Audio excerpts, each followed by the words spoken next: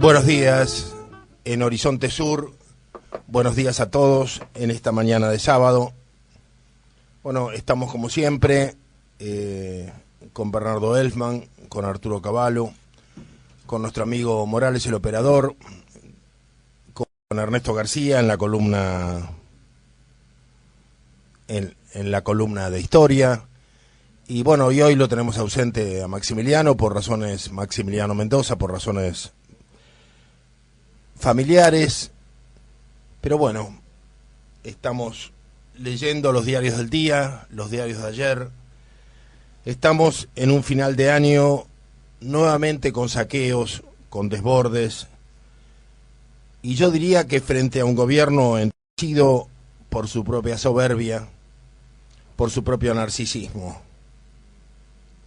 Las acusaciones del gobierno han provocado risas y una reunión de la Central de los Trabajadores donde se les tomó el pelo a los políticos progresistas abiertamente, con un humor que habla bien de nuestros dirigentes obreros, tanto de la CGT como de la CTA. Da pena este final de fiesta progresista en un país fragmentado, dividido, enlistado en una larga serie de nomenclaturas, de diversidades, de grupos, de tribus y de sectores y parcialidades que han convertido a Argentina en un rompecabezas. Yo vengo de Jujuy, justamente, donde estuvimos con Fernando Robelli y otros compañeros conversando, cambiando ideas con diferentes dirigentes locales. Jujuy expone las variaciones propias de lo que alguna vez conocimos como Sendero Luminoso, y que no es más que la mezcla polpotiana, yo diría, de un marxismo europeo mezclado con los pensamientos mágicos propios del mundo andino. La inclinación a resolver las cosas por la violencia. ¿Para qué vamos a dialogar si lo podemos resolver a los cachiporrazos o a los palazos? Sería la doctrina que se impone en Jujuy con la Milagros. Pero en este caso extraño, estas variables polpotianas son subsidiadas por el propio Estado Nacional. Una corriente de dinero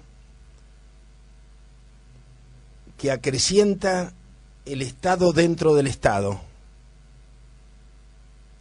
Los barrios populares muy precarios que siguen replicándose sin un lugar siquiera para el horno de barro, sin un lugar siquiera para tender la ropa, ni hablar de la huerta o el gallinero. La mentalidad urbana se impone. En cada barrio, los nuevos supermercados, donde se sospecha el dinero del crimen organizado, se instalan como complemento de las viviendas humildes junto con la piscina, en lugares donde muchas veces ni siquiera hay agua suficiente para llenar estas piscinas. Este es el nuevo Jujuy, donde las casas de barro son ahora compradas a lo largo de toda la quebrada Humahuaca por los gringos que aprovechan una zona declarada de interés de patrimonio cultural de la humanidad. Y los artesanos y los agricultores que vivían en aquellas casas hoy reacondicionadas para los ricos, ahora viven en los barrios de la Milagro Salas, han abandonado sus prácticas ancestrales a lo largo del Río Grande, donde cultivaban frutas y verduras o criaban aves y animales como pastores. Han abandonado estas prácticas para dedicarse a ocupar los sectores de servicios del turismo internacional y de los nuevos ricos.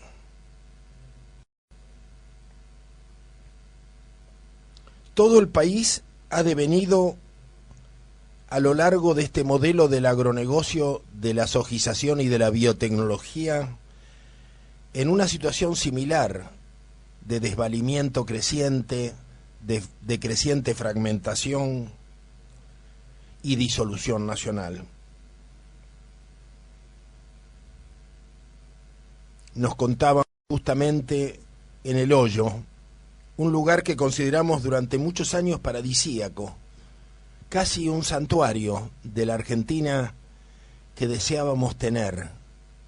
Así lo veíamos cuando éramos más jóvenes. El Hoyo. Hoy un lugar donde se impuso el negocio inmobiliario y donde las calles son recorridas por las nuevas 4x4 de los descendientes de los antiguos productores que han hecho pingües negocios, las chacras, y que ahora veranean en Cancún. Y cuando nos hacen este informe, nuestros compañeros que sobreviven duramente, tratando de mantener las producciones tradicionales en esa zona de Chubut, cuando nos hacen llegar este informe, comprendemos que no importa cuál es el monocultivo que haya detrás, para que el agronegocio imponga el mismo criterio a lo largo de todo el país.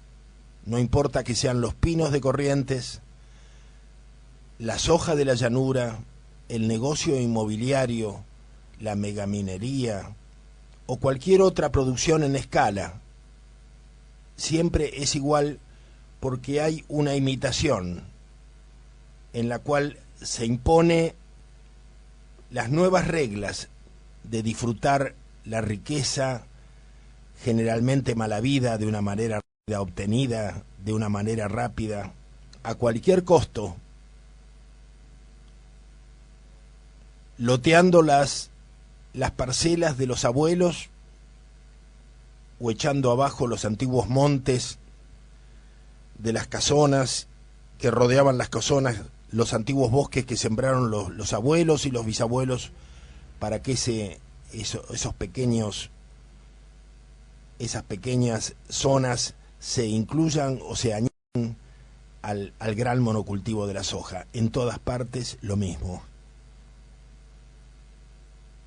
Echando abajo la herencia e hipotecando el futuro de las nuevas y de las próximas generaciones. Nosotros, desde Horizonte Sur y desde el Grupo de Reflexión Rural, a lo largo de estos años, porque estamos con este programa desde el 2003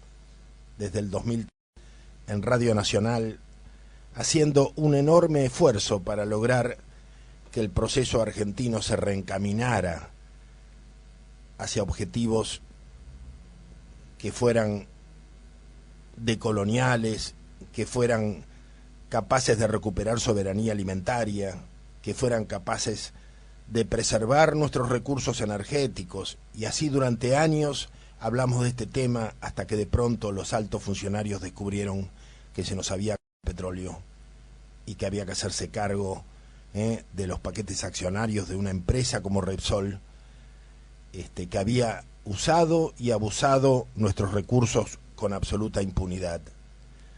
Durante años repetimos estas cosas en Horizonte Sur, hasta que al final, un día, allá en los mediados del 2008, Vicente Muleiro, que durante muchísimos años trabajara en Clarín, que había sido del PRT-ERP,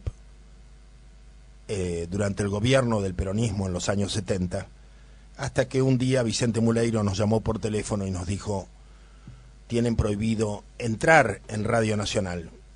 El último programa fue el último programa. Ni siquiera tuvimos la oportunidad de despedirnos con nuestros oyentes. Hoy se están viviendo situaciones parecidas, justamente, y no podíamos dejar de pensar en nuestra parte cuando leímos el modo en que se lo echó a Longobardi de Radio 10, más allá de las causas por las que lo hicieron y más allá de las opiniones que tengamos sobre Longobardi, se repite una práctica que usaron con nosotros hace muchos años y que práctica que denunciamos en la Cámara de Diputados, en la Comisión sobre Prensa y Derechos Humanos, y que donde conseguimos bastante respaldo, no así en el Senado, lamentablemente, no así en el Senado. Pero de todas maneras todo quedó allí, como tantas cosas, como tanta injusticia que acumulamos en nuestras memorias en la esperanza de que algún día podamos llevarlo ante un tribunal, llevarlo ante la conciencia de los que nos escuchan para que se haga justicia. Tantas heridas que arrastramos.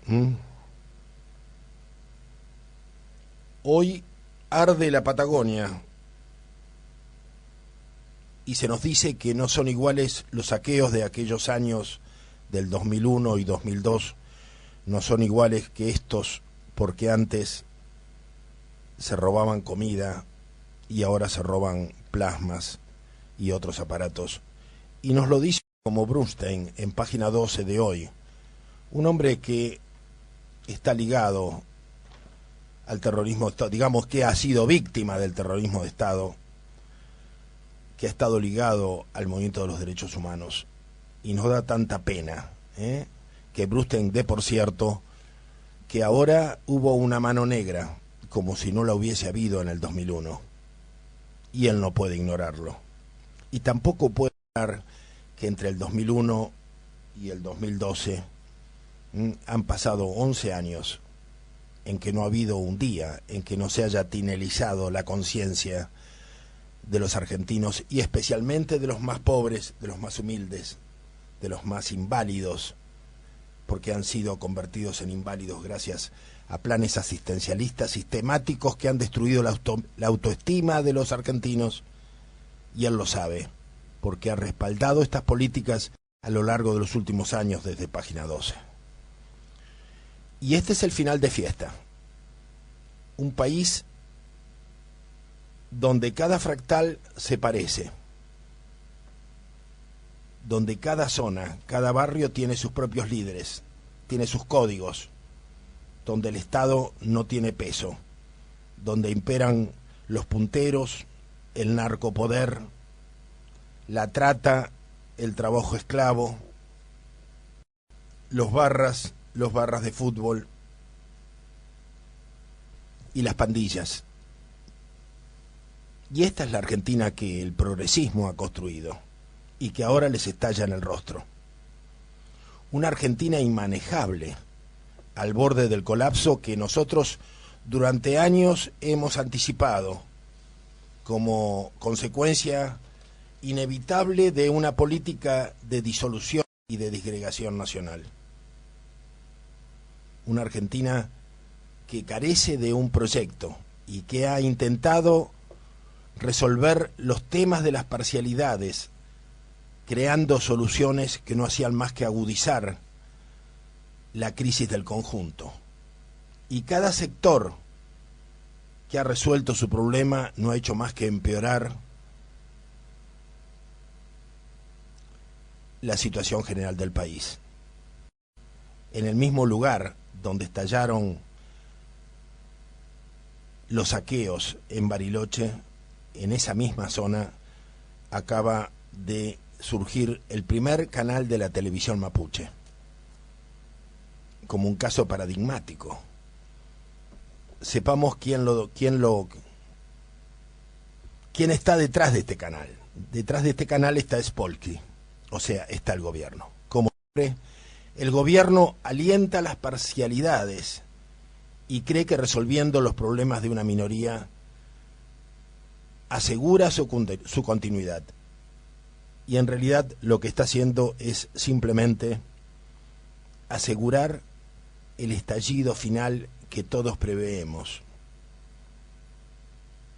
y que tiene que ver con la modernidad, que tiene que ver con la crisis definitiva de la modernidad y de la colonialidad argentina, y que es también la crisis del capitalismo, por supuesto, pero que sobre todo es la crisis de un modo de gobernar y de un modo urbano de soñar una Argentina que ya no va más.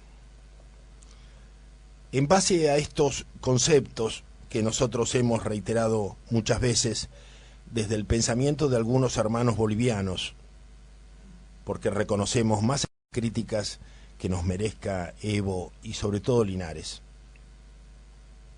Reconocemos que Bolivia es en este momento un laboratorio de pensamiento, de generación de pensamiento como hubiésemos deseado que fuese la Argentina. Y por eso muchas veces en este programa los oyentes habrán escuchado que mencionamos a pensadores bolivianos, a filósofos bolivianos que están justamente desarrollando conceptos acerca de las crisis de América Latina y que nosotros compartimos. Uno fue, que muchas veces hemos repetido, el de Raúl Prada Alcoreza, que acerca de la necesidad de involucrar nuestro anticapitalismo con la decolonialidad de una manera tal, dice él, que pongamos en duda, que pongamos en crisis, seamos capaces de rebatir las lógicas de la modernidad. Entonces, el anticapitalismo va junto con el concepto de la decolonialidad, que es el de la liberación nacional. O sea, no podemos ser anticapitalistas, si a la vez no impugnamos las relaciones que nos unen a los mercados globales, a las dependencias económicas implacables, que pueden ser la soja, el litio, la megaminería, la pasta de papel o la carne de salmón en Chile. Este es el pensamiento que mucha izquierda ha olvidado. Pero a la vez algunos de estos pensadores bolivianos añaden que es preciso cuestionar las lógicas de la modernidad, porque de lo contrario terminamos como Dilma Rousseff. Terminamos como Dilma proponiendo 800 nuevos aeropuertos para Brasil en el momento, justamente en el momento del mundo en que el mundo se estremece por las consecuencias del cambio climático. Para encontrar estos caminos nosotros hemos reiteradamente hecho un llamado a los jóvenes. En ellos depositamos nuestras esperanzas, porque son libertarios, porque no tienen las mochilas cargadas de las heridas y de los traumas de los años 70, porque están a la intemperie y son más libres que la generación fracasada en las frustraciones de una revolución socialista que luego convirtieron en negocios en el Estado y en el gobierno. Y también haciendo este llamado a los jóvenes,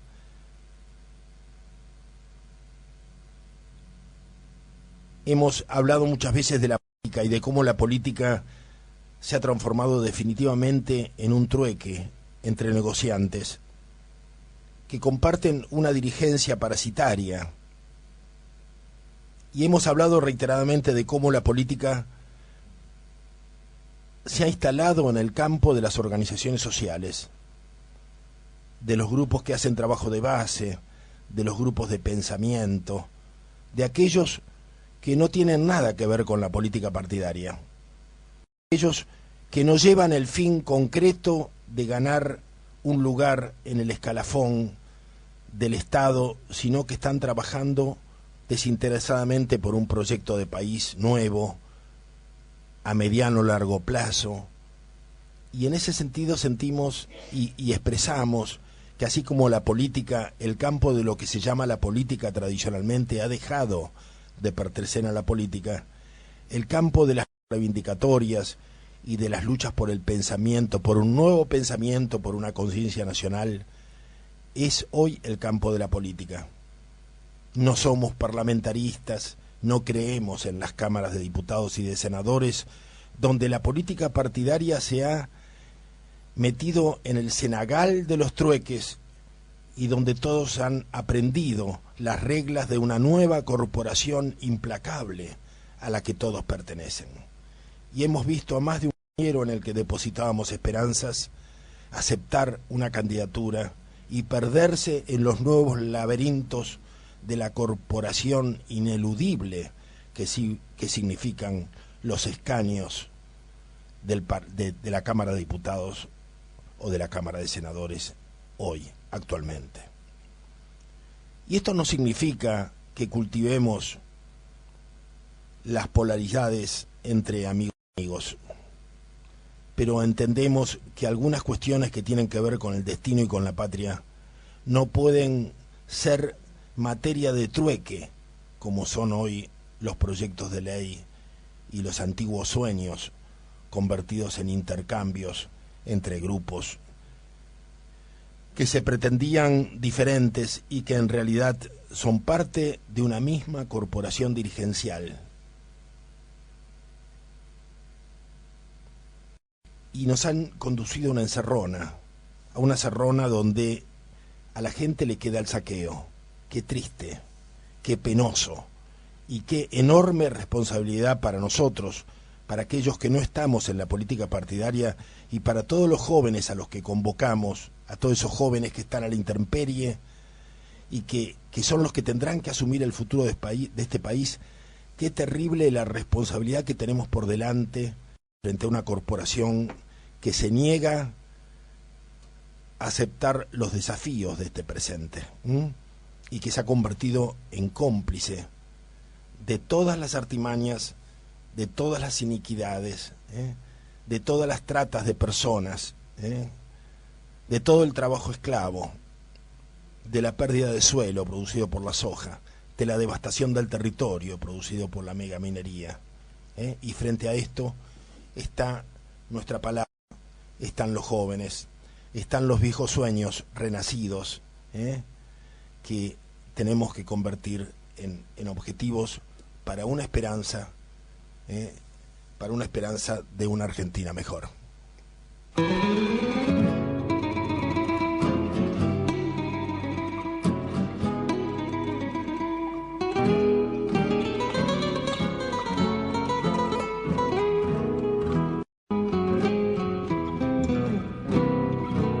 Turbio fondeadero donde van a recalar barcos que en el muelle para siempre han de quedar, sombras que se alargan en la noche del dolor, náufragos del mundo que han perdido el corazón, puentes y cordajes donde el viento viene a aullar, barcos carboneros que jamás han de zarpar, torvo misterio de las naves que al morir sueñan sin embargo que hacia el mar han de partir. Niebla del riachuelo, amarrado al recuerdo, yo sigo esperando. Niebla del riachuelo, de ese amor para siempre me vas alejando. Nunca más volvió, nunca más la vi, nunca más hubo. Nombró mi nombre junto a mí, esa misma voz que dijo adiós. Sueña, marinero, con tu viejo bergantín, bebe tu nostalgias en el sordo cafetín, llueve sobre el puerto mientras tanto mi canción llueve lentamente sobre su desolación, anclas que nunca más han de elevar, bordas de lanchones sin amarras que soltar, triste caravana sin destino ni ilusión, como un barco preso en la botella del figón. Niebla del riachuelo, amarrado al recuerdo, yo sigo esperando. Niebla del riachuelo, de ese amor para siempre me vas alejando. Nunca más volvió, nunca más la vi, nunca más su voz nombró mi nombre junto a mí. Esa misma voz que dijo adiós.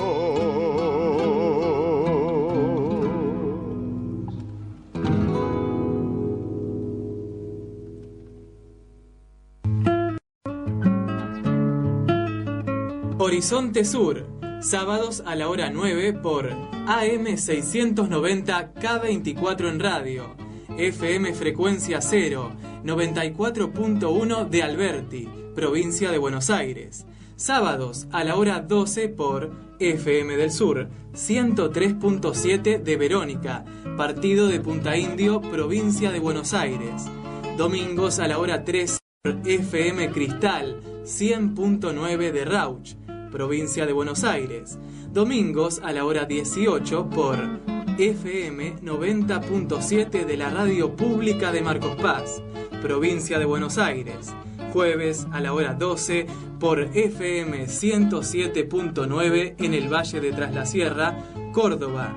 Se escucha también por www.arturogalo.com.ar, www.pararelmundo.com, sitio web del GRR, www.grr.org.ar. Número de teléfono para dejar mensajes: 4682-4371. El periodista Marcelo Longobardi, que conduce el programa Cada Mañana por Radio 10 y el programa de cable Longobardi en Vivo por C5N, fue despedido alrededor de la hora 15:30 del viernes 21 de diciembre de 2012 por un llamado que recibió del propio Cristóbal López. El empresario kirchnerista y titular del grupo Índalo, al cual pertenecen los medios Radio 10 y C5N, entre otros, se comunicó con el periodista para avisarle que no tendría lugar en la programación del 13 por diferencia de visiones. Según informó una fuente de perfil.com, se habría esperado a que el resto de los medios radiales organizaran una grilla 2013 para dejar sin lugar en los horarios centrales al periodista. De hecho, Nelson Castro firmó este mediodía la renovación de contrato en Radio Mitre para el 2013 y se rumorea desde hace varios días que Samuel Chiche Helblum estaría por firmar un contrato en Radio 10.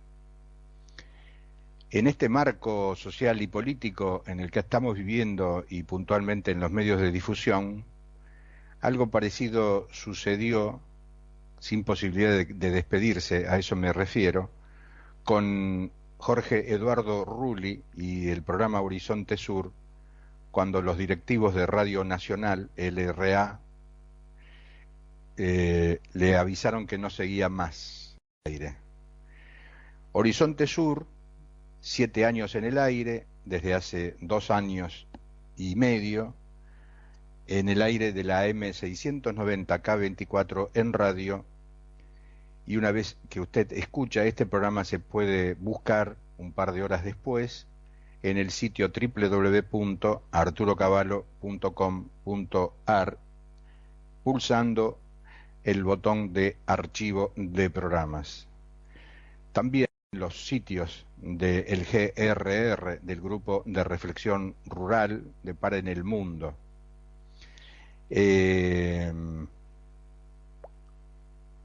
También estamos en el aire en una serie de emisoras que toman su totalidad o la primera hora de emisión. Y en fragmentos, en bloques, también salimos por Radio Miami Internacional. Vamos a una charla que vamos a desarrollar en estos primer bloque de Horizonte Sur con Jorge Eduardo Rulli, el conductor de Horizonte Sur, cofundador del Grupo de Reflexión Rural, con Héctor Luis Juliano, y un tema que siempre tiene vigencia, aunque no se toquen, que es la deuda externa eterna. Sí, gracias Arturo. Hola Héctor, Héctor Juliano, bueno, un destacado economista y un referente en el tema de la deuda externa. Yo quería decirte, Héctor, que el Grupo de Reflexión Rural, desde los años 97, que comenzó a reflexionar sobre el tema de la sojización, y considerando que la soja o la dependencia a los mercados globales que implicaba estos extendidos monocultivos configuraban una relación colonial de nuevo tipo, advertimos que había que esta dependencia era una consecuencia de la deuda externa, o sea, fue la necesidad de pagar los intereses de la deuda que dejó la dictadura militar lo que condujo a Alfonsín a optar por un cultivo que en ese momento respondía a las necesidades de Europa. y luego durante el menemismo se aprobó la soja RR, la soja Roundup Resistance, que que provocó una alza desmesurada en los territorios y que, configuró esta situación que ahora llega a los 20 millones de hectáreas. Pero, digamos, el grupo y la audiencia de Horizonte Sur tienen claro este tema de que la deuda es la causante de esta situación, de manera que resulta difícil discutir la sojización si no discutimos la deuda. En este sentido, quisiéramos que vos nos hables y que nos expliques y nos des referencias de esta situación. Bueno, ante todo, te agradezco la llamada y en lo que pueda contribuir lo voy a hacer.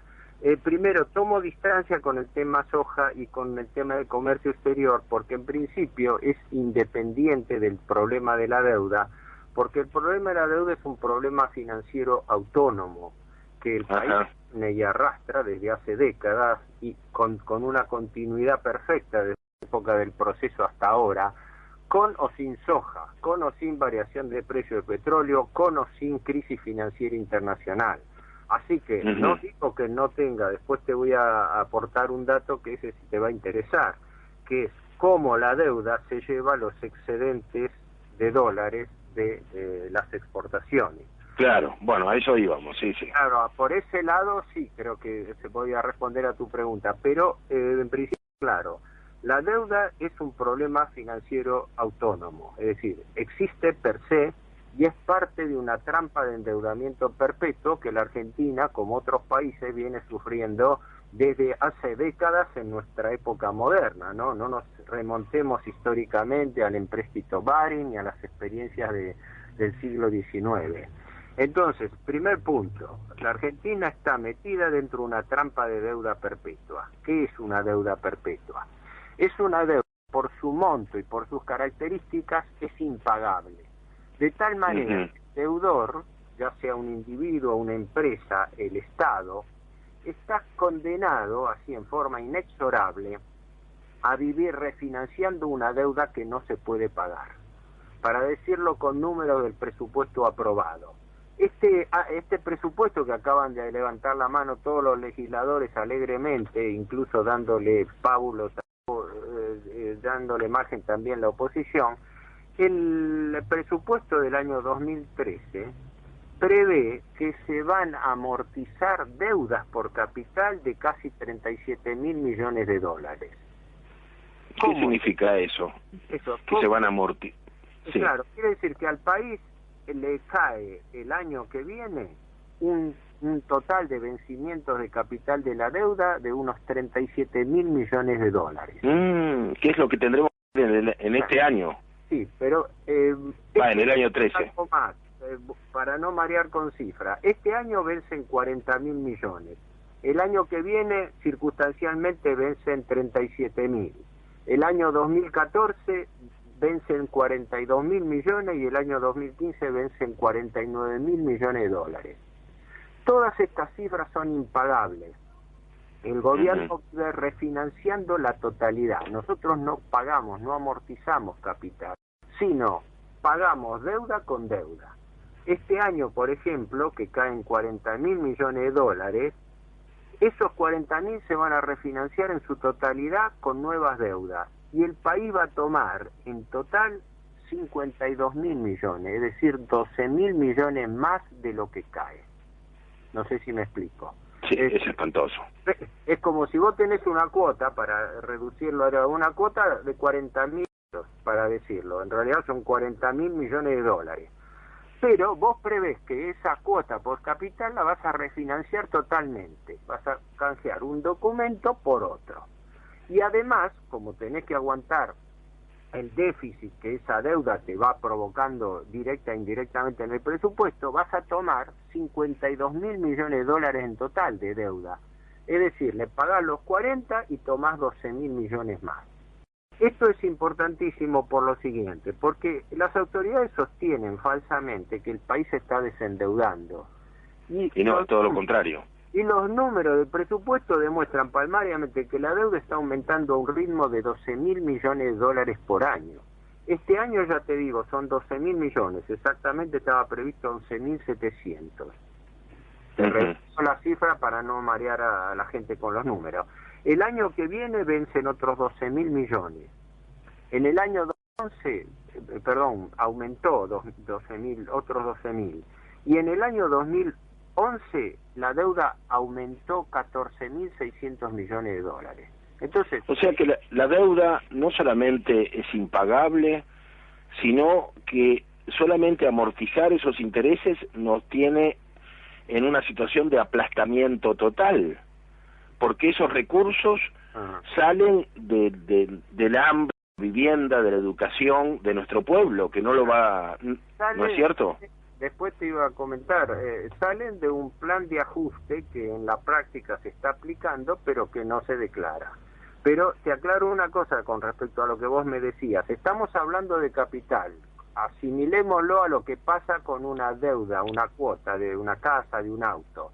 Vos pagás amortizaciones de capital y pagás intereses. Sí. No se puede pagar un centavo de capital. Se refinancia totalmente, se patea para adelante. Lo que quiere decir pagar deuda con deuda. Los intereses sí se pagan, pero por intereses, este año, 2012, le caen más de 10.000 millones de dólares de intereses a la Argentina.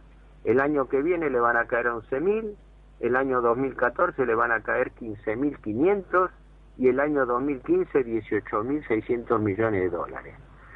Esto ni siquiera se llega a pagar los intereses, porque unos 1.300 millones de dólares se capitalizan. Es decir, es el interés, señor, yo no puedo pagar capital. Bueno, le refinanciamos totalmente la cuota. Bueno, pero ¿sabe? Pasa algo más, tampoco le puedo pagar todos los intereses. Bueno, le capitalizo los intereses y luego tengo intereses sobre intereses, que es el anatocismo, es el interés compuesto, que es el sinónimo de la usura.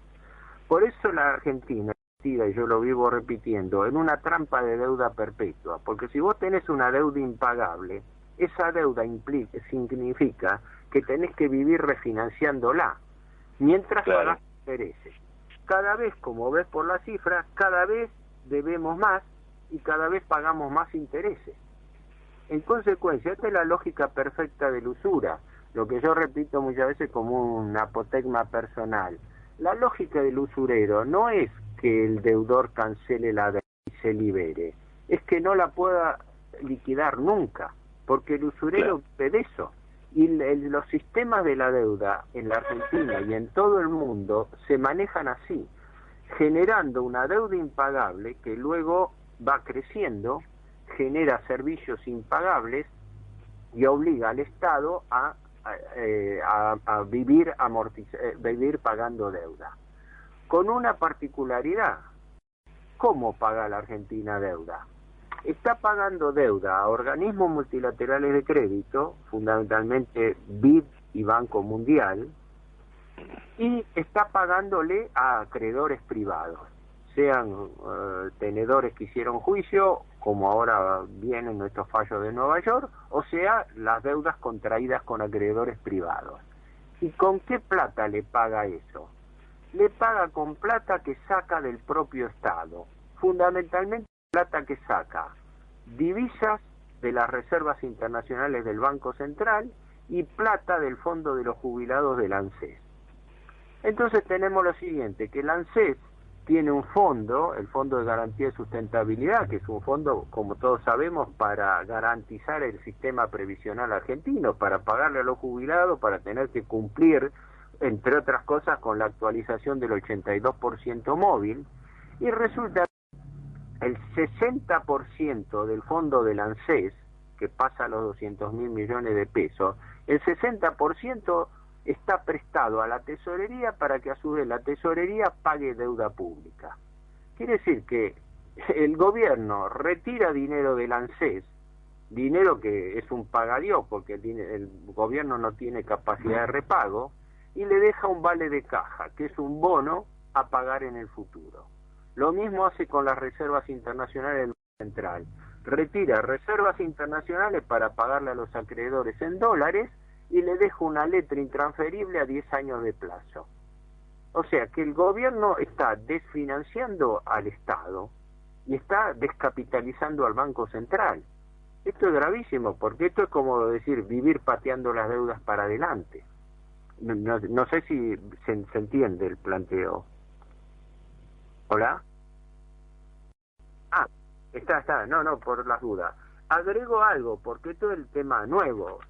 Esta práctica de endeudamiento interestado, según la última cifra oficial del Ministerio de Economía, al 30 de junio de este año, la deuda llega casi oficialmente a los 200.000 millones de dólares, exactamente 194.000 millones de dólares. Aclaremos, no toda esta deuda está en dólares.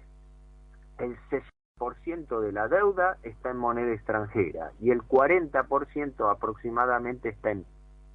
Pero por metodología todo se refunde en una única unidad de medida que es el dólar. Pero acá no hay un montón de deuda que no está registrada y que el gobierno paga, como estos cupones ligados al producto, como la capitalización de intereses, como los intereses que se van devengando. Y además acá metida la deuda de provincias, municipios, empresa del Estado, Banco Central, juicios contra el Estado. O sea, que nosotros estamos sentados en un barril de pólvora de una deuda que probablemente es el doble de la que el gobierno declara. Yo siempre señalo como particularidad que el problema, el escándalo de la deuda griega, estalló precisamente, entre otros motivos, por este asunto, porque el gobierno griego no declaraba toda la deuda que tenía. Declaraba la que tenía en cabeza del Estado central, pero no declaraba la que tenía en manos de organismos nacionales, ¿no? Un dilema bastante grave. Ahora, si querés respondo ahora sí a la cuota parte de la pregunta tuya de la soja. Bueno, no, pues yo no quería monopolizar, no quería hacer de esto un monólogo, pero respondo a lo siguiente. Primero, la Argentina tiene siempre una balanza comercial favorable, es decir, nuestras exportaciones, lideradas por la soja y los granos en general, son superavitarias contra las importaciones, ¿verdad? Creo que el margen de balanza comercial favorable a la Argentina está en el orden de los 12-13 mil millones de dólares anuales. Esto es bastante característico en la Argentina, es un dato positivo. Pero la balanza de pagos comprende esta balanza comercial más o menos todos los servicios económicos y financieros que tiene que pagar el país. ¿Me explico? Es decir, la balanza comercial mide exportaciones contra importaciones, pero después todo el movimiento de divisas está resumido en lo que se llama balance o balanza de pagos. Y ahí es donde se da el problema. El superávit que nosotros tenemos, liderado, no nos guste, por la soja, porque la coyuntura internacional es favorable, hay demanda de soja, empezando por China, hay buenos precios para las commodities agrícolas. Eso, bueno, no es virtud de una política de gobierno, es una época de bonanza y eso en sí no es negativo desde el punto de vista financiero, ¿no?, de las divisas. No desde el ángulo de lo que sería la adscripción a una suerte de monocultivo, deterioro del medio ambiente, que creo que es un tema que vos lo tenés más claro que yo. Pero volviendo a esto del balance comercial, la gran paradoja es la siguiente, que todo lo que nuestro país gana le queda a su favor por balanza comercial, lo pierde por pago de intereses de la deuda externa y por giro de dividendos y utilidades al exterior. Es decir, el año pasado, el año 2011, creo que las entre intereses pagados y giros de utilidades de empresas extranjeras al exterior, que tienen derecho a hacerlo, fueron cifras equivalentes, creo que fueron del orden de los 12 mil millones de dólares. Por ende, la balanza de pagos quedó nula, quedó cero. Y este año, tal como están las cifras, quedaría negativo, es decir, que el total de divisas ingresado no compensaría las divisas que tienen que ser giradas al exterior. Sobre todo porque también hay salida de capital financiero y ese capital financiero desequilibra la balanza de pagos. No quiero marearlo, ¿no?, con aspectos técnicos, pero este es el resumen, así apretadamente, es el dilema que está teniendo el gobierno, porque durante todos estos años el gobierno tenía lo que se llamaba superávit gemelos. Por un lado tenía superávit fiscal, o sea, más ingresos que gastos, y por otro lado tenía superávit externo, es decir, más ingresos de divisas que egresos. Y ahora tiene déficit gemelo, porque el presupuesto da deficitario. El año pasado el resultado financiero fue de 31.000 millones de pesos negativos. Este año el gobierno lo estimaba en 34.000 y parece que pasaría a los 50.000 millones de pesos. ¿Por qué tan alto déficit? Porque ahí están pesando 55.000 millones de pesos, 55.000 millones de pesos de intereses solamente. Para que uno se dé cuenta, porque uno habla de miles de millones de dólares y no se da cuenta. El capital se refiere totalmente, es decir, deuda con deuda, y mientras se toma más deuda, por lo cual quiere decir que la deuda está creciendo, como te decía, a un ritmo de 12.000 millones de dólares por año. No es cierto que el país se está desendeudando, es una mentira abierta que se trata de confundir a la gente con la relación de deuda PBI y otros indicadores, pero lo concreto es que la deuda sigue aumentando. Eso se refinancia. Los intereses, que son gastos corrientes, se pagan. Este año que viene va a haber que pagar 55.000 millones de pesos de intereses, que equivalen a 11.000 millones de dólares. Fíjate que es el equivalente del saldo de la balanza comercial.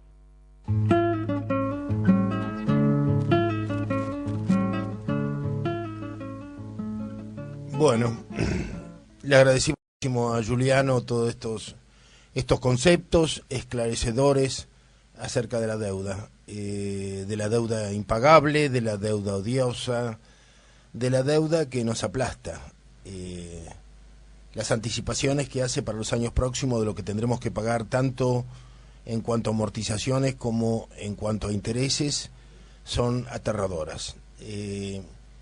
Yo quiero volver sobre el inicio del reportaje, donde, por respeto a Juliano, no era un espacio para debatir, pero de ninguna manera, nosotros compartimos absolutamente de que la deuda es impagable y que es independiente a todos los problemas. Lo que le decíamos es que la soja no es independiente a la deuda. O sea, lo que nos consta es que el gobierno de la democracia toma el camino de la sojización como único camino para pagar deuda, dado que en ese momento el fenómeno de la Niña, que había alejado los cardúmenes de anchoita de las costas europeas, y era esta harina de pescado la que se utilizaba como pienso, y el terrible y pavoroso problema de la vaca loca en Europa, consecuencia de haber añadido a los piensos los restos de algunos animales, llevaron a que Europa demandara de nosotros la producción de soja. La soja era para pagar deuda. O sea, esto nosotros lo volvimos a hablar algunos años después con los funcionarios que iban a hacerse cargo a nombre de Néstor Kirchner en el 2002. Lo hablamos con varios funcionarios, inclusive con el actual embajador en Venezuela, el ingeniero Chepi, que se iba a hacer cargo del INTA y luego de la Secretaría de Agricultura. Se los dijimos, lo que encontramos fue una absoluta ignorancia y un absoluto desinterés por el tema que les estábamos planteando. Damos testimonio del absoluto desinterés y de la absoluta ignorancia de los funcionarios que llegaban desde la provincia de Santa Cruz para hacerse cargo de las políticas nacionales, a propósito de los temas que planteábamos nosotros, que les planteamos nosotros, y lo decimos porque 2 meses después vimos que se habían hecho expertos en el tema. Lamentablemente, lo que tenían entonces, 2 meses después de ser funcionarios, era el discurso de los Grobo Copatel y de los Eduardo Elstein.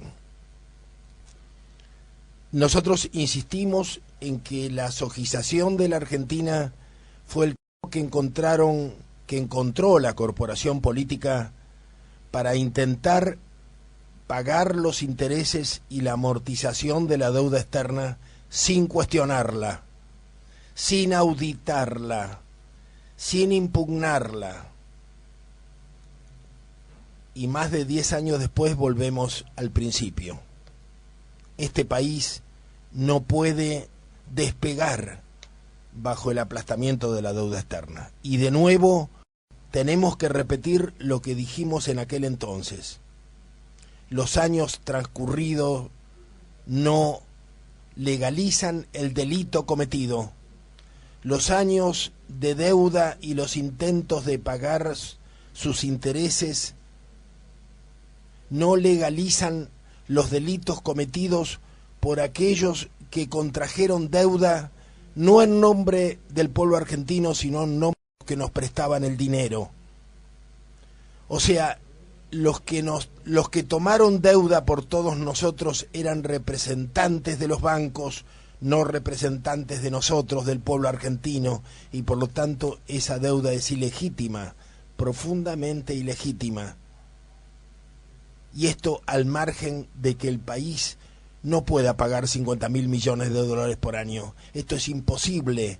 Tomemos conciencia que sale de la salud de nuestros hijos, que sale del hambre y de la pobreza de los argentinos, y que no hay solución posible bajo el peso de la deuda. Lamentablemente, la relación deuda-soja es un tema pendiente que cada uno tendría que reflexionar. Pero nosotros decimos con dolor porque muchos amigos, muchos grandes amigos del campo popular nos han demostrado o incluso nos han confesado que les es más fácil luchar contra la megaminería que contra la sojización, porque no terminan de entender. 16 años después no terminan de entender cuál es el problema que existe con la biotecnología y con la soja RR. Y esto no es complicidad, no es ignorancia. Yo a esta altura creo que es un bloqueo. Es un bloqueo de una Argentina que se ha sentido moderna y urbana y que no es capaz de desurbanizarse mentalmente para entender que la tragedia argentina más terrible de todos estos años es el peligro que nos quedemos sin la única riqueza que tenemos, la única riqueza válida, que es el suelo, y lo que está perdiendo es el suelo. Y lo vamos a perder. Y entonces sí, que la cosa va a ser muy seria. Y lo han dicho muchas voces de gente autorizada para saber que se está perdiendo el suelo. Ese suelo que fundó toda la riqueza argentina. ¿Qué importa que cuestionemos a Roca o que cuestionemos a otros tantos cuando realmente toda la riqueza argentina ha sido montada? El suelo argentino sobre la tierra, que es lo que se está yendo de cada 3 o 4 barcos de soja, uno es suelo que no volverá nunca más, que no podremos reponer. Entonces es importante lo que nosotros decimos. La soja funda la nueva colonialidad de la Argentina, no la megaminería, que es devastadora, pero que es por añadidura. Si no entendemos el problema de la soja, no entendemos estas nuevas colonialidades. Estamos terminando esta primera parte del programa. La música que pasamos, Niebla del Riachuelo, de Mariano Mores, nos recuerda también aquellas promesas de limpiar este río en el 1000 días, que se han convertido en muchos miles, y todavía sigue igual, si no está cada vez peor. Pero bueno, a la vera del riachuelo ha surgido el modelo argentino, el modelo de inclusión, la salada. Nos despedimos entonces en esta primera hora y seguimos luego de una cortina con nuestros oyentes. Desde la ciudad de Buenos Aires transmite AM690, K24 en Radio, una radio como a vos te gusta. Quienes se desarrollan en la vida a través del teatro y el espectáculo en Más Teatro, Más Espectáculo, con Doris del Valle y Arturo Cavallo. Domingos a las 13 por AM690 K24 en Radio, una radio como a vos te gusta. Comunicate con nosotros, mandanos un mail a radioam690@yahoo.com.ar, radioam690@yahoo.com.ar. Svegliati ancora, Madonna Fiorentina. Las mañanas del domingo en AM690 son veramente al uso nostro. De 9 a 13 llega Antonio Occhiato para compartir Ricordi d'Italia, un magazine de noticias, música e información para la gran comunidad ítalo-argentina en nuestro país. Recuerde, domingo Italia está de fiesta por AM690 K24 en Radio, radio como a vos te gusta. Lava Autos Sistema 3, el gigante de Mataderos. Bragado y Pilar en Mataderos. Desde cualquier lugar del mundo, escuchanos por www.am690.com.ar, www.am690.com.ar, Argentina y el mundo. La naturaleza te llama. Hacete una escapada a las cataratas. Apart Hotel Terra Iguazú. Departamentos totalmente equipados. Aire acondicionado, ropa de cama, desayuno y wifi. Espacio de quincho con parrilla y piscina. Terra Iguazú, tu lugar en cataratas. Consultas y reservas al 037 57 421 931. 3757 421 931 o en nuestra web www.terraiguazú.com. Tiempo suplementario, el mejor resumen del fútbol del fin de semana en tiempo suplementario. Recuerdos y la información más importante del mundo del deporte en tiempo suplementario, con la conducción de Fernando Lazala y Héctor Caruso por 24 Radio AM690, una radio como a vos te gusta.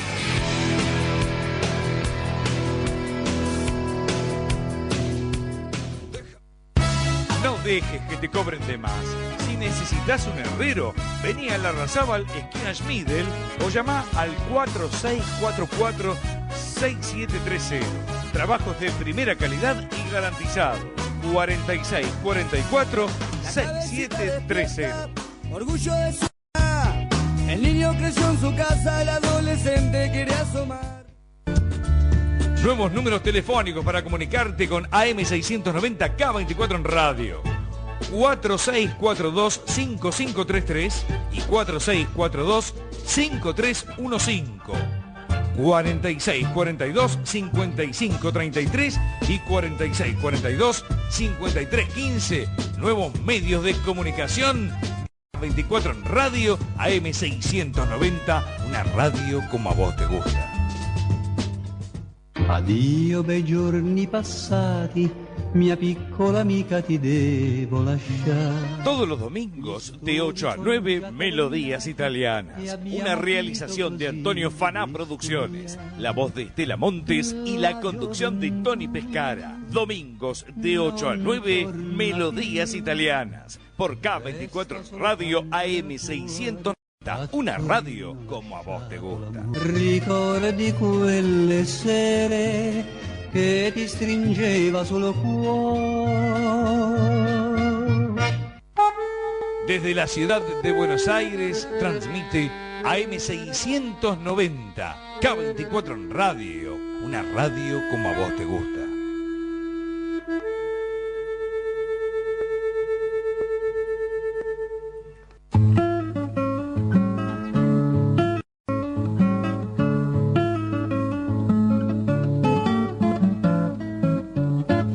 Los invitamos a compartir Horizonte Sur en su nueva frecuencia, ahora AM690 K24 en radio. En la mañana de los sábados, con la conducción de Jorge Eduardo Rulli y la participación del grupo de Reflexión Rural. Horizonte Sur en 690 invita a una mirada desde la ecología sobre la política, el peronismo y los nuevos colonialismos, los modelos de las nuevas dependencias que nos colonizan, la soja, la megaminería, los agronegocios y la producción de biocombustibles. Nos desvelan las amenazas a nuestra soberanía y a nuestros patrimonios.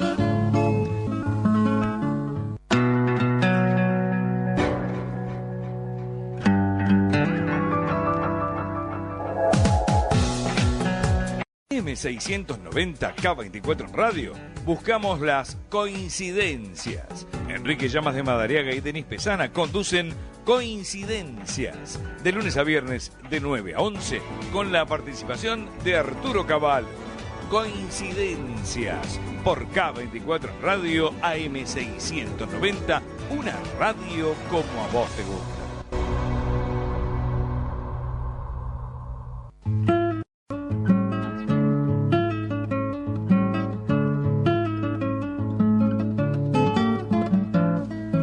Bueno, estamos nuevamente en Horizonte Sur, continuamos en Horizonte Sur. Mi nombre es Jorge Eduardo Rulli. Ahora me acompaña Ernesto García, nuestro amigo Ernesto García, que habitualmente tiene una página sobre historia. Vamos a hacer algunas reflexiones. Ernesto, ¿cómo estás? Sí, buen día. ¿Qué tal? Buenos ¿Qué tal? días. Muy bien.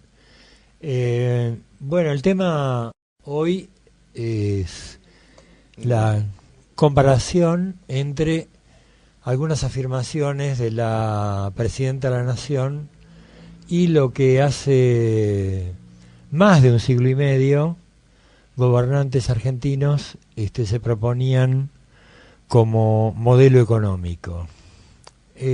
Nosotros escuchamos esta semana una auténtica celebración de la Presidenta de la Nación por nuestro envío, nuestro primer embarque, según dijo ella, de maíz a la República China. Nosotros dejamos constancia de que este maíz, sin ningún tipo de elaboración, sin agregado de valor agregado de trabajo argentino, es como mandar ganado en pie, como se hacía en el siglo pasado, del siglo XIX, quiero decir. Nosotros tenemos acá una vieja historia donde el librecambismo y el proteccionismo han jalonado la historia argentina en el siglo XIX.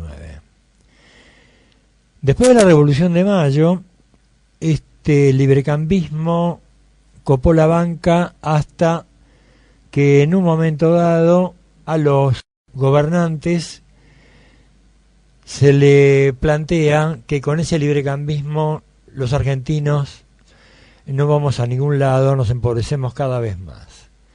Esto entronca con nuestra prédica acerca de que esta subordinación argentina a los agronegocios son tan perjudiciales hoy, o peor, porque como dijo antes, como le escuchamos decir acá a Jorge, nos estamos quedando sin suelo. En el siglo XIX, por lo menos, Argentina, o la Confederación Argentina, no se quedaba sin suelo. Se quedaba sin los animales, lo que después sí se reproducían, y continuaba... Pero era un manejo bastante más sustentable que el actual, ¿no? Sí, claro. Porque los animales bosteaban, recuperaban suelo. Naturalmente, sí. Vos sabés que esto que del primer envío de maíz implica una cierta primarización de la economía que está en debate, porque bueno, los ojeros dicen que no hay una primarización, sino que hay una nueva industria, bueno, etcétera. Bueno, esto se puede debatir, yo creo que está claro que hay una primarización. Pero te quería contar que justamente un pariente mío, Fernando, que vive en los Estados Unidos, me decía que por motivos de laburo estuvo en China visitando algunas destilerías, algunas del complejo aceitero de China, ¿no? donde estaban trabajando con soja argentina, por supuesto. Claro. Y a él le sorprendía, no se explicaba, me dijo, ¿no? Él no se explicaba el empecinamiento chino en comprar el grano de soja. Sin procesar, porque me decía que un barco entero, que estaban trabajando con un barco entero de soja argentina en poroto, enviado como poroto, y en la destilería de aceite o en la...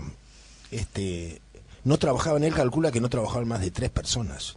Claro. O sea, porque que el argumento de dar empleo tampoco le parece válido, porque eso lo vio él. Lo vio. Bueno, yo no sé absolutamente electrónico. Pero, no sé, a lo mejor va más allá del empleo, ¿no? Es como una nueva colonización, ¿no? Como que, no sé realmente, no sé, tendrá que ver la tecnología, el desarrollo industrial, no sé. Pero yo no sé si las aceiteras nuestras, con 3 empleados, procesan... Sí, pero no creas que más de una docena, no, son muy pocos.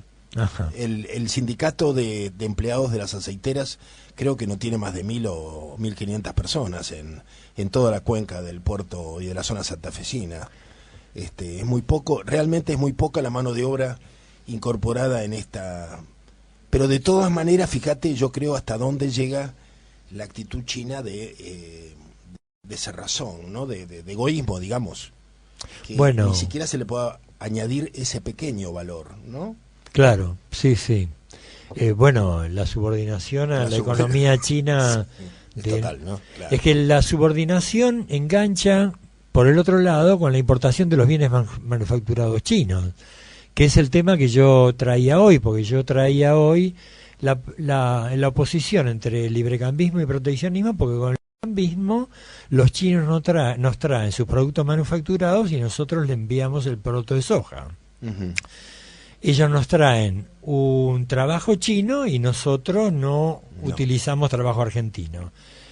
En 1830, Pedro Ferré, dueño de un astillero en Corrientes, decía, refiriéndose a cómo a cómo diagramar la economía argentina, lo siguiente. En un folleto circuló sin firma, pero que tenía todas las características del modo como se expresaba Ferré, decía: el 29 de octubre de 1832, la América Argentina no tomó las armas ni ha combatido por la vana jactancia de verse libres de las restricciones del sistema colonial, solamente.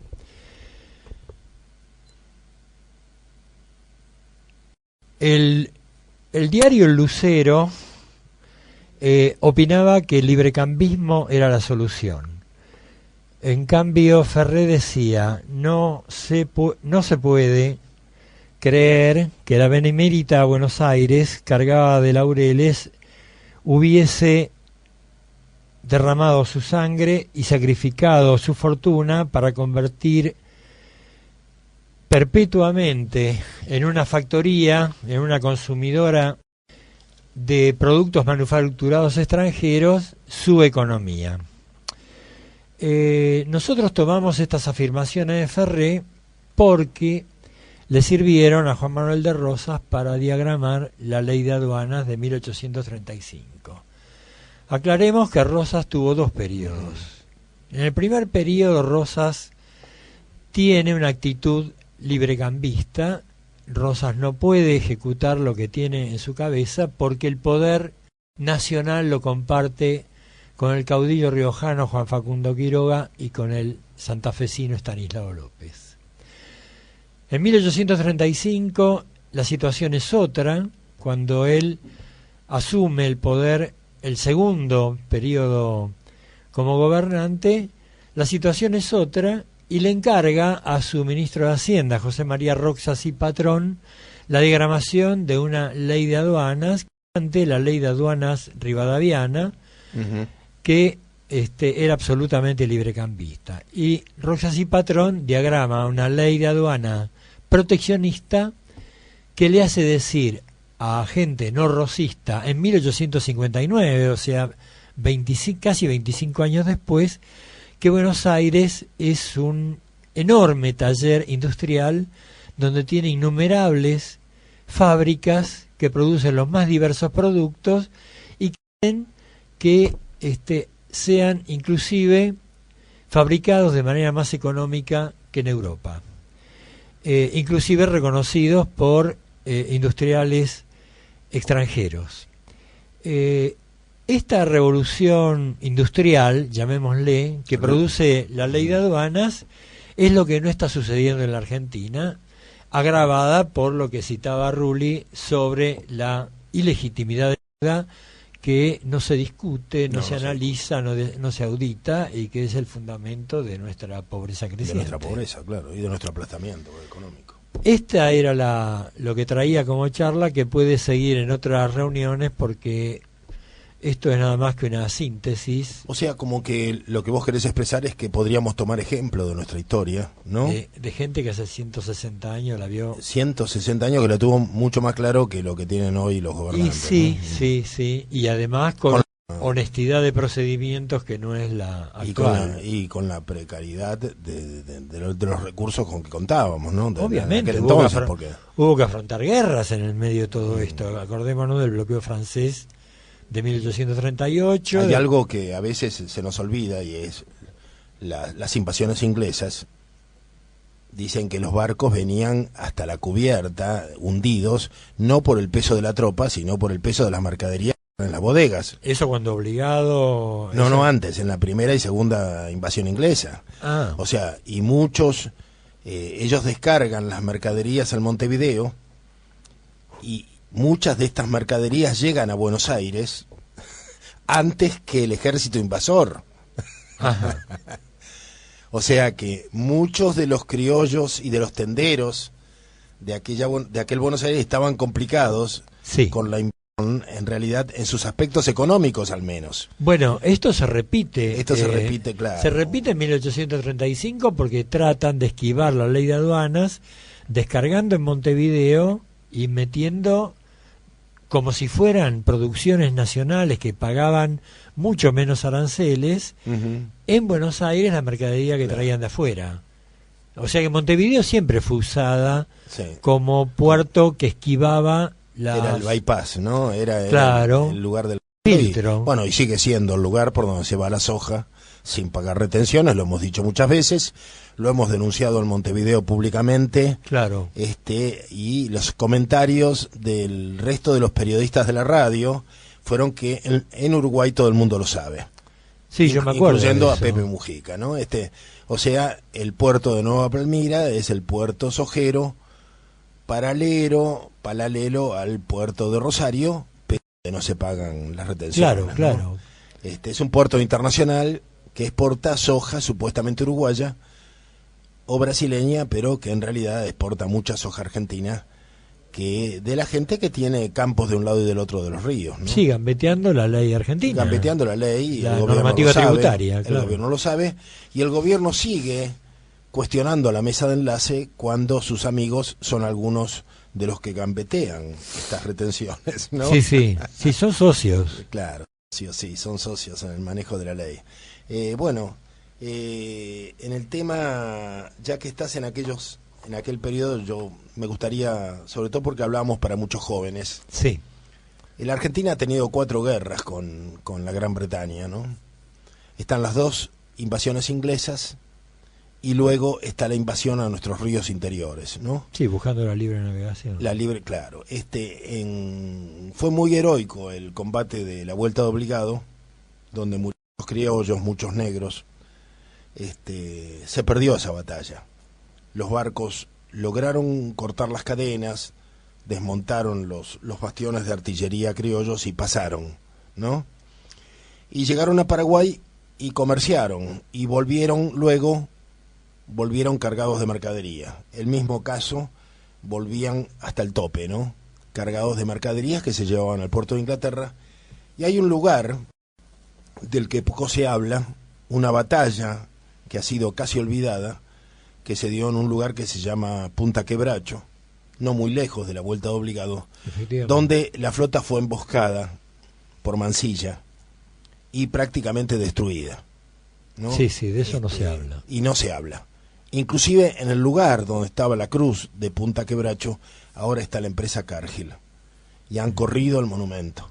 Lo han corrido varios centenares de metros porque ese lugar es de ellos.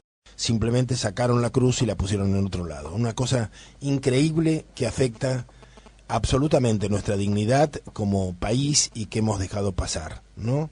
Lo hemos denunciado en Radio Nacional hace varios años sin que pasara nada, ¿no? Se sigue hablando de la vuelta de obligado y nadie habla de Punta Quebracho, que fue donde les ganamos. A la semana, el embajador inglés pidió una entrevista con Rosas, con el brigadier, y le planteó la necesidad de llegar a un arreglo. Se hizo un armisticio, se firmó la paz y se rindieron honores a la bandera argentina. Sí, yo me por acuerdo, parte de Inglaterra. Sí. O sea, tercera guerra que ganamos. La cuarta la perdimos porque estaba en manos de la dictadura militar, ¿no? Y la torpeza. Y la torpeza y bueno, manipuleo. Y el terrorismo de Estado y una serie de historias, Sí, ¿no? sí. Y el problema es que todavía, yo creo, de alguna manera estamos en deuda todavía, porque esa guerra tiene sus cicatrices, no solamente en el alma de los que pelearon, de los que lucharon, de los veteranos, sino también en muchas situaciones, ¿no? Yo creo que los acuerdos de paz que firmó Menem y Cavallo, y que liberaron las manos de Inglaterra para poder operar con la impunidad con que lo hacen ahora, que hasta declararon que la Antártida les corresponde o les pertenece, aquellos acuerdos de paz algún día habrá que denunciarlos, ¿no? Sí. Como ilegítimos, sí. Y volver a una situación de pasiva hostilidad que nos permita negociar de otra manera, simplemente, ¿no? Sí, yo me acuerdo haber leído hace tiempo, yo no sé si se concretó, pero tenía planes el gobierno de Menem de bajar la mitad de las bases antárticas, por ejemplo. Uh-huh. No sé si eso lo llevaron a cabo. Hay acuerdos muy terribles en Inglaterra, entre otros, que hay un intercambio de informaciones militares. No es posible, claro. O sea, que ellos nos hacen saber lo que hacen en una ínfima parte de su imperio. Obviamente. Y nosotros les contamos todo lo que hacemos a lo largo del litoral argentino. O sea que para nosotros no es una parte de nuestra política, sino que es toda la política. O sea, nosotros le contamos todo lo que hacemos y ellos nos cuentan lo que hacen en Malvinas, ¿no? ¿Entiendes? Sí, ya está por ahí nomás. Ya está por ahí nomás. Entonces, y ahora decidieron que los cruceros tampoco van a tocar el puerto de Buenos Aires ni ningún puerto argentino, sino que paran en Montevideo. Bueno, es una situación, es un abuso constante, porque además son dueños de sectores importantes de la economía argentina. Absolutamente. Y no somos ni siquiera de cuestionar este aspecto, ¿no? Que tiene mucho que ver con la reivindicación de las islas. Bueno, no sé si querés decir algo más, si no vamos a un intermedio. No, solamente que el inicio de esta política pro-británica comenzó con Don Bartolo aquel día que dijo que, al inaugurar la estación de Constitución, dijo que la única verdad del progreso argentino era el capital inglés. Digamos quién es Don Bartolo. Don Bartolomé Mitre, Don el fundador de la Nación Argentina primero, que después se transformó en el diario La Nación de ahora. Bueno, macanudo. La seguimos la próxima. Vamos a una cortina y luego seguimos con otro tema. Hasta la semana próxima.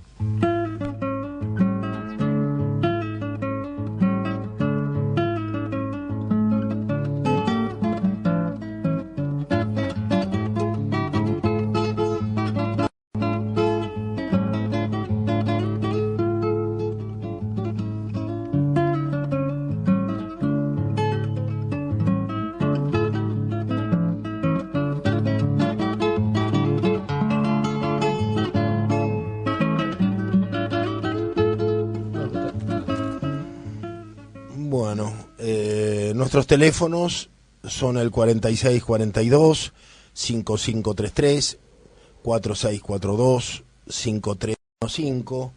Hay muchos oyentes que nos han llamado con comentarios sobre el reportaje a Héctor Giuliano sobre la deuda externa. Es un tema que parece haber impactado en nuestros oyentes. Estamos tomando nota de las observaciones que se nos hacen. Quisiera recordar que nosotros tenemos un portal de noticias que es pararelmundo.com. internet se pone paraelmundo.com. Es un portal de noticias, es, digamos, los aspectos más políticos del Grupo de Reflexión Rural. También están nuestros documentos, están estos programas, las grabaciones de los programas de Horizonte Sur, y están las noticias que nos llegan constantemente desde el plano internacional, de grupos amigos o de situaciones que tienen que ver con el agronegocio a nivel internacional. Bueno, también tenemos otra que se llama volveralatierra.com y que trata de agrupar todas las tendencias jóvenes de aquellos sectores que buscan volver a la tierra o vivir o cuestionar las lógicas de la modernidad. Por eso incluimos hasta el parto natural, ¿no?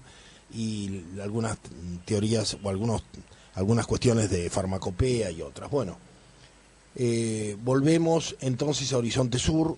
Digamos que en los años 60 y como producto de los cambios producidos en la Iglesia Católica, en el pensamiento católico, sus compromisos sociales de aquellos años, y también debido a las crisis que vivían los sectores medios de la Argentina en el transcurso de la dictadura de Onganía, recordemos el asalto a las universidades, la noche de los bastones largos, asimismo procesos revolucionarios que se vivían en el mundo, ¿no? Desde la Revolución Cubana a la Revolución Argelina, la multiplicación de pensadores que operaban sobre el gran tema de la liberación nacional, como Frantz Fanon y otros. En la Argentina se dio también un extraordinario auge de pensamiento desde sectores católicos, desde sectores intelectuales, desde sectores universitarios, enormes debates, importantes debates que marcaron desde los años 60 muchos de los acontecimientos que luego se produjeron en la vida argentina, ¿no? Y sí, el grupo de los sacerdotes del Tercer Mundo, claro, nace ahí. Nace en aquellos años. Al calor del Concilio Vaticano II. Así es. Bueno, en aquellos años se va a dar un fenómeno muy importante, también muy olvidado, una revista que se llamó Cristianismo y Revolución. Sí, sí.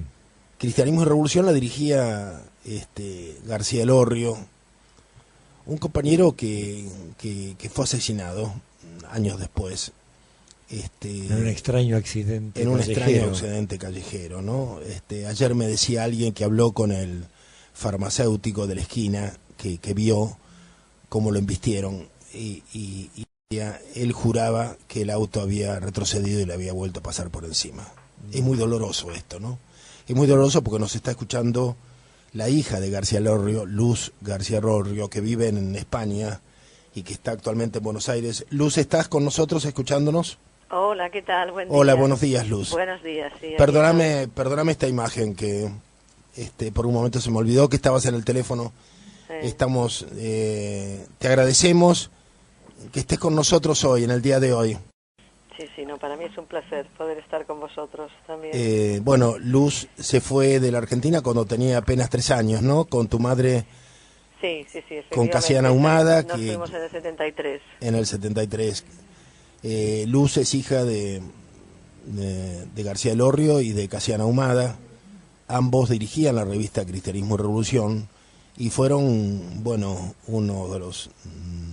fueron la cabeza, el pensamiento y la inspiración de muchos sectores de muchos sectores medios que se nacionalizaron en aquel entonces y que tomaron cada vez más un creciente compromiso social y por las luchas revolucionarias para cambiar la Argentina.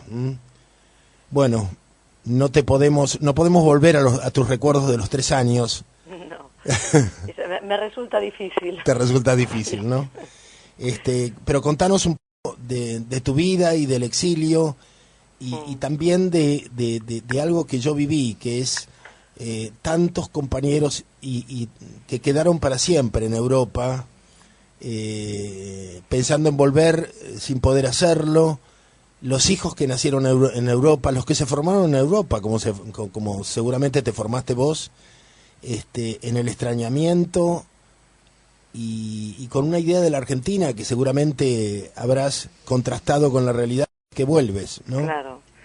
Sí, la verdad que mi experiencia, digamos, como hija de exiliado, de persona que, bueno, que sobrevivió a toda esa época, pero que se tuvo que ir del país y que tuvo que empezar una vida nueva, partiendo de una base, digamos, de mucho quiebre, ¿no? De mucho dolor, de mucha pérdida.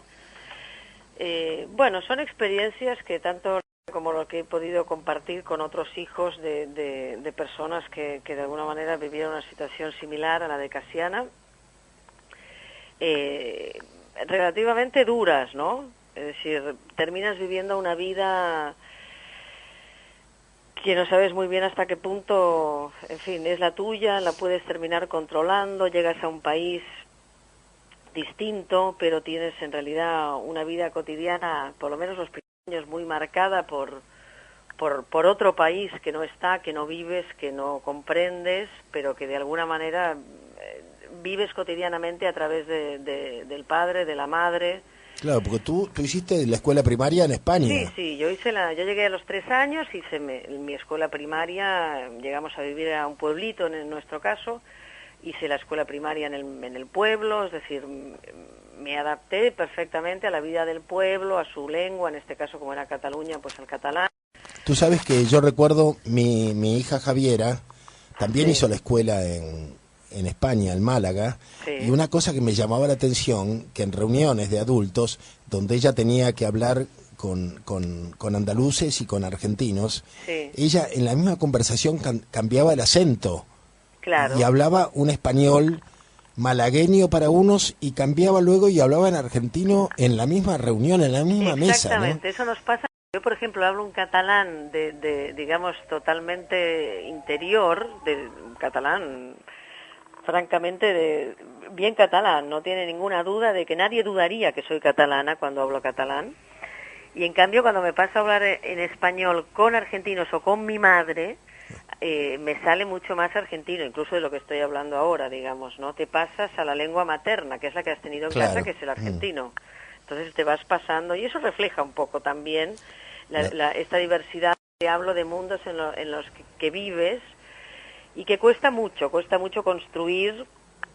construirte una identidad porque estás sesgado, estás completamente sesgado. En realidad toda una parte, todo un referente familiar, ideológico, etcétera, no lo tienes, no lo compartes con la gente con la que estás habitando el nuevo espacio, ¿no?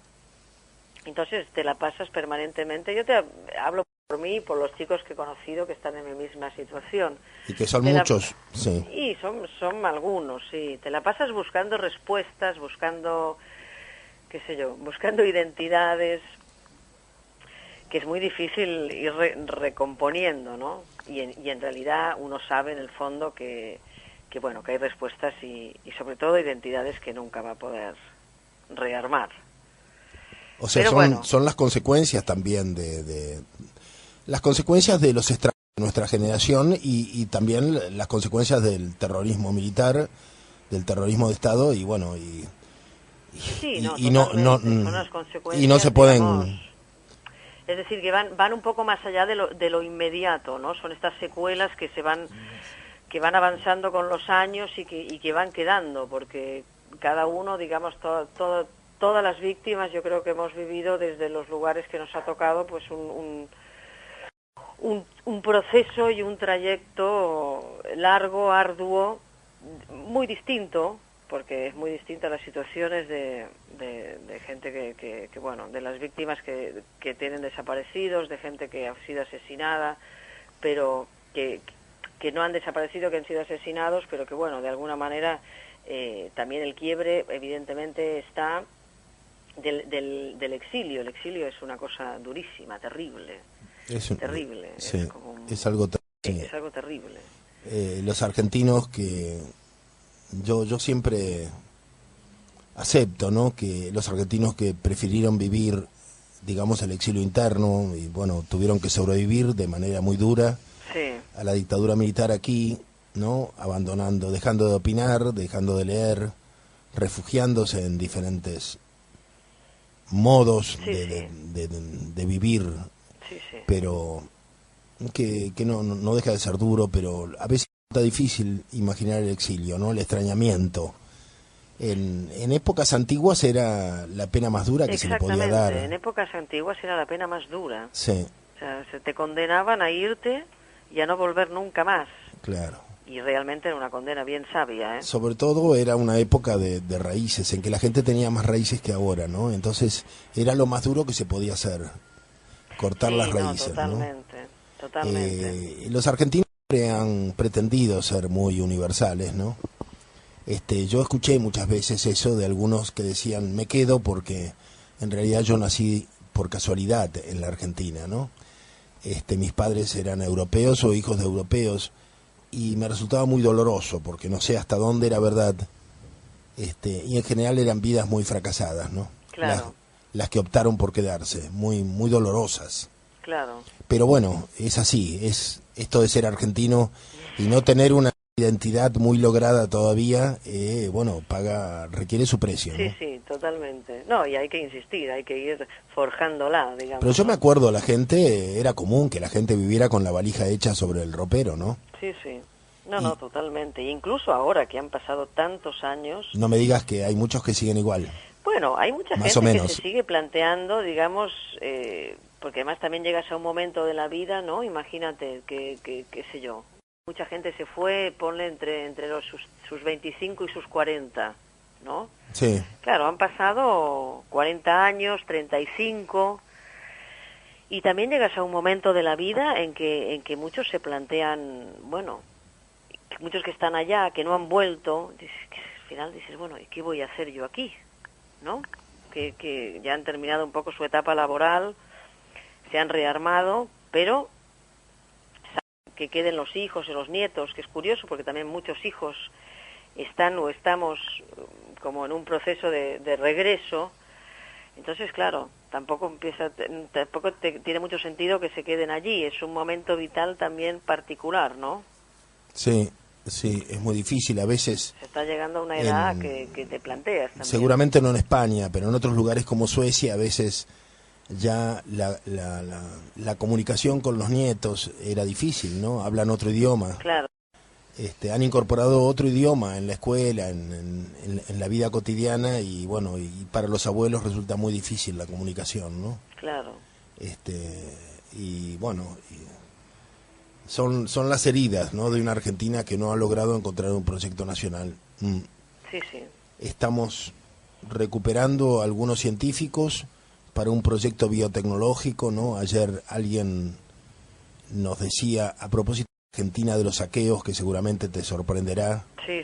esta Argentina fragmentada, en que en Campana muchedumbres que no lograron saquear un supermercado comenzaron a saquear los automóviles y los camiones que interceptaban en la ruta. Esta Argentina un poco salvaje, ¿no?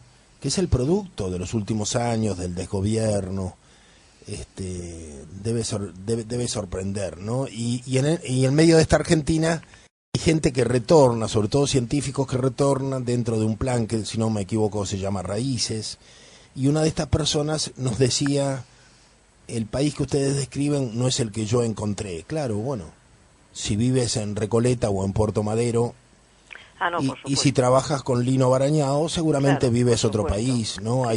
Siempre hubo diferentes Argentinas, siempre ha habido, ¿no? pero bueno, están muy marcadas, digamos. Están muy marcadas las diferentes, ¿no? Argentinas, sí. Hay claramente países, por lo menos, ¿no? Por lo menos.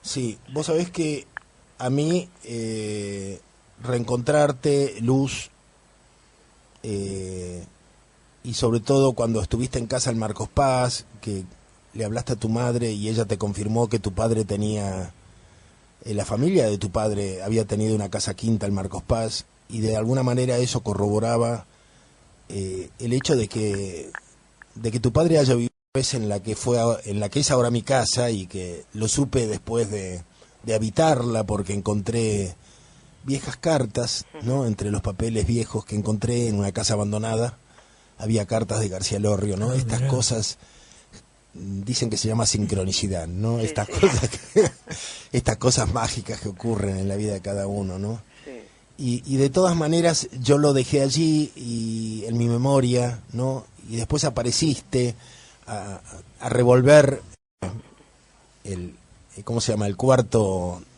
de los recuerdos, ¿no? Exactamente. Y me hablaste también de Firmenich en estos días en que ha vuelto a salir el tema de Rucci, ¿no? Sí.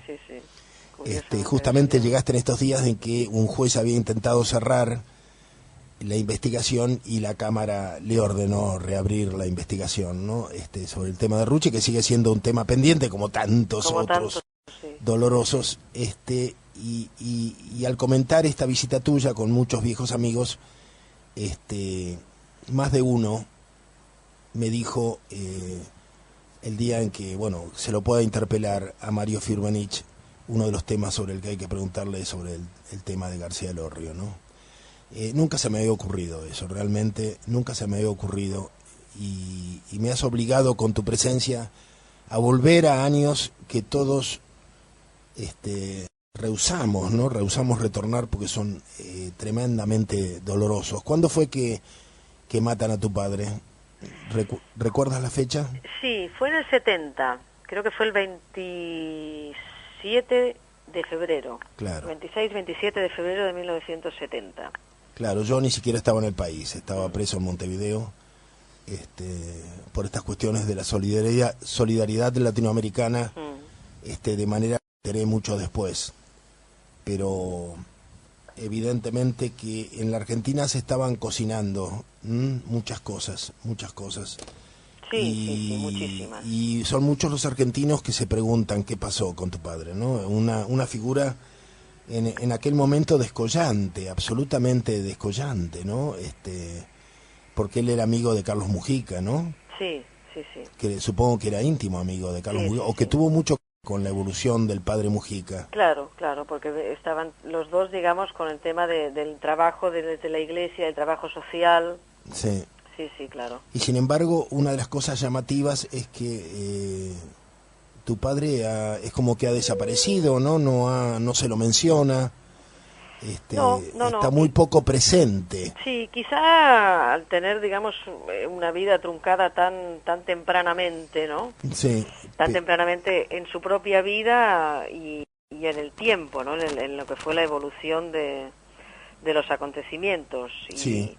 Por eso te digo... Y bueno, también quizá la tendencia actual a recuperar de una manera un tanto sesgada y tergiversada todo lo que fue la historia de aquellos años, ¿no? Todo lo que fueron los proyectos, en realidad, políticos de aquellos años, bueno, quizá hay una mirada un tanto, te diría, parcial, un tanto simplista en algún punto, ¿no? Y bueno, y hay muchas cosas que no solamente el proyecto de Juan y su trayectoria, sino también muchas otras cuestiones que no están encima de la mesa y que también está pendiente que estén encima de la mesa y que vamos a ver si tarde o temprano se pueden hablar. Digamos, estamos hablando con Luz García Elorrio, que es una hija del exilio argentino que todavía vives en Cataluña, ¿no? Sí. Toda tu vida eres abogada. Ejerce como abogada en Cataluña actualmente. Sí.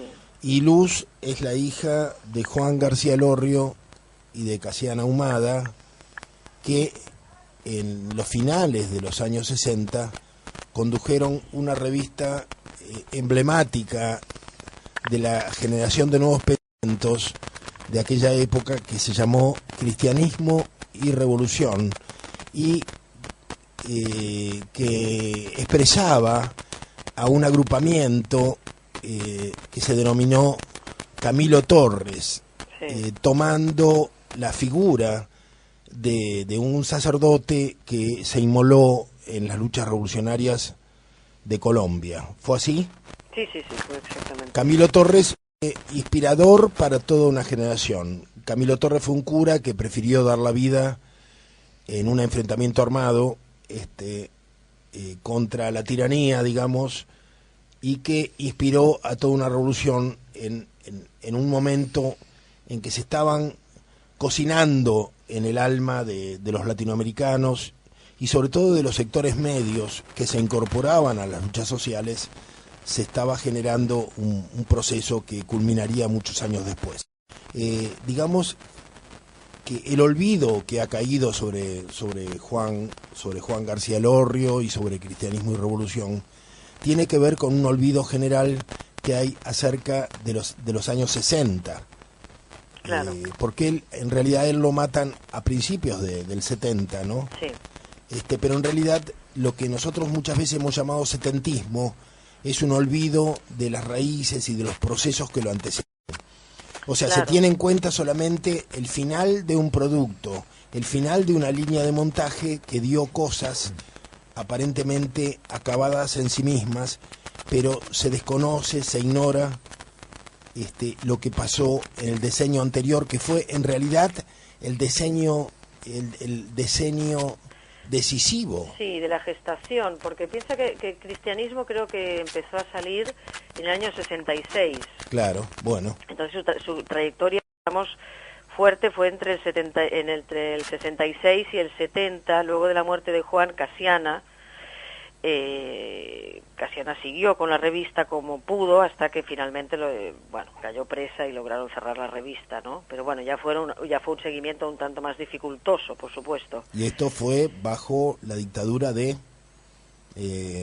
Lanuse. De Lanuse, exactamente. Claro. Y ya cuando estaba el Camarón. Sí. Y previa a la muerte de Juan habían acribillado a balazos también en la calle a Emilio Jáuregui, que era un militante también digamos muy joven y muy ligado al grupo de Camilo Torres y de cristianismo.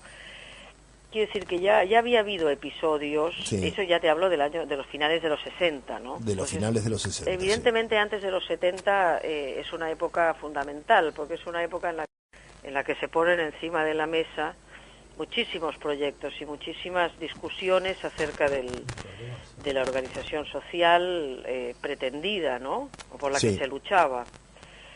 Claro, luego a partir de los años 70, pues tomó protagonismo una de las facciones y Así ya conocemos el final lamentablemente. Los años 60 fueron un laboratorio, ¿no? Un laboratorio intenso de debates. Totalmente. Y se alcanzaron ciertas madureces políticas, hubo rupturas, hubo enfrentamientos. Claro, hubo periódicos. Yo creo en el debate era una actividad mucho más como corriente que quizá que en los 70, ¿no? En que se impuso desde todo punto de vista probablemente unas actitudes mucho más bajadas de línea, mucho más. A nosotros nos gusta reiterar esta idea que nos quedó de las lecturas de Teilhard de Chardin, ¿no? En el sentido que todos los procesos tienen orígenes y tienen momentos finales en que los productos parecen totalmente distanciados, pero siempre antes, en la copa de este árbol, siempre antes hay ramas comunes, hay un tronco común donde todo se confunde. A veces algunos periodistas o escritores que me hacen notas y me preguntan sobre los años 60, sobre algunas situaciones, como el retorno de Perón, por ejemplo, del 64, ¿no? 64, claro. Y me preguntan, ¿y qué actitud teníamos frente a la burocracia sindical, no? Y yo a veces no sé qué decirles porque me preguntan ya con conceptos propios de los años 70. Claro. Y con los conceptos de los años 70 es imposible entender los años 60. Pero se ha impuesto en la Argentina ahora es una mirada setentista y es muy difícil reconstruir los procesos que se dieron desde los años 50 y 60 para alcanzar, digamos así, lo que yo suelo llamar los extravíos de los años 70, ¿no? Que han culminado ahora en una transformación de la política en puros negocios. Pero para entender esto hay que entender también los fracasos, las derrotas, los extravíos, las desorientaciones, las luchas y los sacrificios, terribles sacrificios de los años 60, ¿no? Donde se vivió la pasión revolucionaria tanto en el campo religioso como en el campo laico de las organizaciones de izquierda, se vivieron con una pasión a veces desmesurada, donde el compañerismo, la fraternidad y los puentes entre diferentes sectores eran intensos. Y los debates, acordémonos concretamente de grupos como Tacuara, que se pasaron, digamos que dieron pasos muy grandes hacia la izquierda, sectores de izquierda que dieron pasos hacia la comprensión del fenómeno nacional y bueno Claro. No, es un poco lo que te decía, el tema del debate, ¿no? El tema del debate que es fundamental. El tema del debate, la discusión. Eso fue un poco lo que se perdió, quizá en los 70, que ya se tomaron opciones más radicalizadas. Así es. Sí. ¿Cómo? Yo no sé si no acordamos las preguntas, ¿no? Pero contestame lo que quieras y lo que te parezca, pero ¿cómo se ve la Argentina ahora desde Europa? Nos quedan un par de minutos nada más. Bueno, de Europa ¿qué mirada tiene ese exilio que se quedó sobre nosotros? ¿Cómo nos ven? Yo creo que hay un poco de la división interna que se vive aquí, está un poco trasladada allí. Lo que pasa que allí un poco la gente que participó en la política mantiene ciertas reservas, ¿no? Sobre el discurso que impone el gobierno actual, como que hay un tanto de desconfianza, de descreimiento, y a medida que avanzan, si bien se celebraron, por supuesto, toda una serie de cuestiones en relación a la reapertura de los juicios, y digamos a la consolidación de la política de derechos humanos, con el devenir de los años se ha instalado más la desconfianza y el escepticismo y el desacuerdo. Yo creo que porque en realidad el proyecto, si volvemos siempre a lo mismo, ¿no? Es decir, las raíces y el contenido real de los proyectos de la gente que luchó a finales de los 60 o a principios de los 70 no se termina de ver plasmado, ¿no? En la realidad, y hay algo que no cierra. Hay como una cosa de decir, también ustedes están viviendo en un mundo en crisis, ¿no? En medio de una España que parece estamos viviendo en un mundo que se desploma, ¿no? Que se desploma, exactamente. Y no es fácil, ¿no? No es fácil vivir el extrañamiento en medio de una situación que amenaza convertirse en ser bastante caótica, ¿no? Sí. Igual yo creo que le van a encontrar la vuelta, ¿no? Porque el sistema siempre le encuentra la vuelta para reacomodarse y seguir. Por lo menos por aquellos lares. Bueno, estamos tratando de cuestionar eso, por lo menos siempre decimos cuestionar las lógicas de la modernidad. Sí, pero es difícil. Que sigamos... Lamentablemente yo creo que lo van a encontrar. A mí pienso allí en España, digo, qué pena que tantos años de crisis nos sirvan para más reflexiones. Así es. Sí. Bueno, Luz, te agradecemos Jorge, muchísimo estos minutos en Horizonte Sur. Ha sido un placer. Te agradecemos, te saludamos, deseamos lo mejor para tu madre, que nuestros cariños, nuestros abrazos. Cómo no.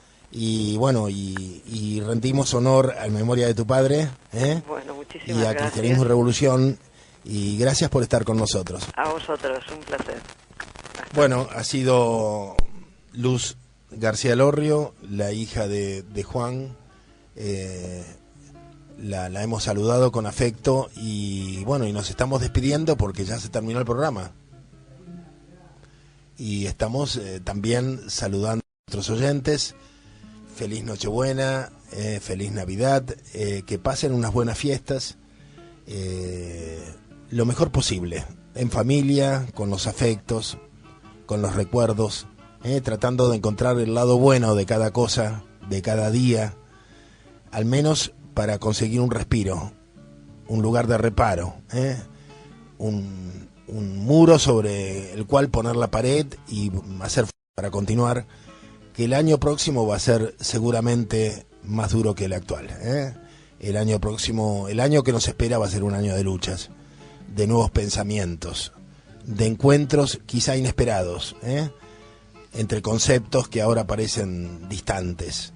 Tenemos muchas esperanzas en el año 13, un año para el cual tenemos que ofrecerle a la patria ese proyecto nacional que no logramos encontrar, y para eso tenemos que poner mucho empeño.